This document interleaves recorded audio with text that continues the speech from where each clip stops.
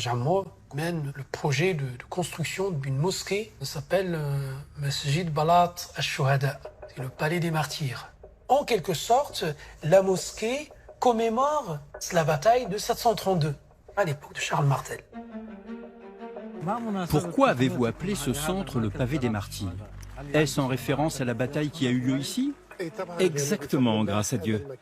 Ce site est situé sur la principale route empruntée par l'armée islamique. Elle a été pavée par les Romains. C'est pour ça qu'on l'a appelé le centre islamique du pavé des martyrs. Dans l'histoire de France, on insiste sur cette victoire, car c'est la seule victoire à l'époque des chrétiens sur les musulmans.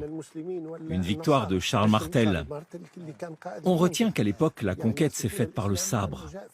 Aujourd'hui, nous voulons faire de notre centre de Poitiers une nouvelle étape de la conquête musulmane, mais d'une autre façon. Si Dieu le veut, nous espérons faire de ce lieu un centre de dialogue afin de faire rayonner l'islam, faire connaître la pensée islamique et assurer notre devoir de prédication. Il n'y a pas une semaine sans qu'un ou deux jeunes, filles ou garçons, découvrent ici l'islam et se convertissent.